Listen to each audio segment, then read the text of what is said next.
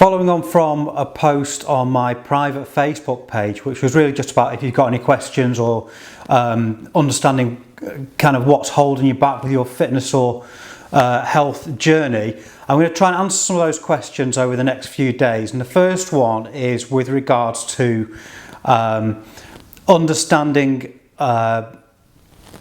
kind of nutrition, diet around training, probably carbohydrates specifically, and how you kind of understand what you personally should be taking in. And I think to answer that, you've got to kind of understand what you're trying to achieve, so what your goal is initially. And let's keep this really kind of simple and top level for this post, otherwise it's going to go on for hours. You need to sort of work out, is your goal kind of a physique weight loss based goal, or is it a sporting performance based goal? Because there'll be very, very different approaches really. So a physique or weight loss goal, you're going to have to take in lower than the amount of calories your body needs to expend per day. So say doing everything that you do costs 2,000 calories in a day. To lose weight, to lose body fat, you will need to take in less than that. Now, if your goal is performance, then you really you need to not worry so much about how you're looking and worry about what your sporting performance is like. And so it's a kind of different way of working it.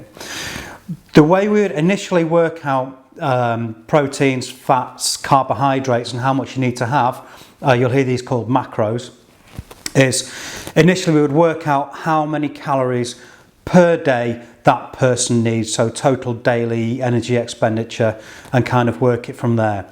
So we've got a total calorie amount. If your goal is for weight loss, we would reduce that slightly and then make sure you hit that number each day.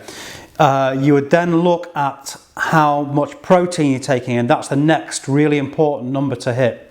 So protein wise, we would work that out, and you take your total body weight in pounds and take about 1 gram of protein per pound. Again, this is really sort of vague, top level stuff. If you were, say, a rugby player or someone, perhaps would be talking more protein than that. Then it comes down to carbohydrates and fats. And this is really, for most people, it's just a case of, hit your calorie number, hit your protein number. Let's just see where you fall with the rest of it, how you're feeling. If your performance in the gym is suffering a bit, then perhaps we need to change the ratios of those. So personally with our clients, we don't tend to count carbohydrates and fats so much, as long as you're getting plenty of the right ones in there.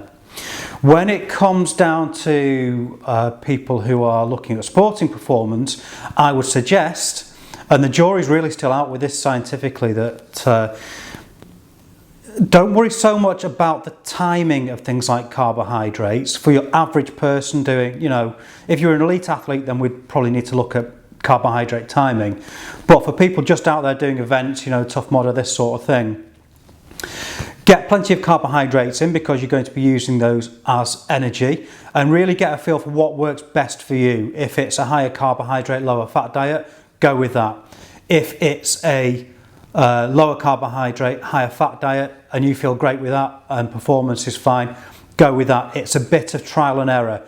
Don't do something new. Don't try like a new style of eating on the day of the event, because that's just going to be a disaster. So in your preparation beforehand, do get, I would say, plenty of carbohydrates in, and see how you're performing, and tailor your own nutrition to be specific to that.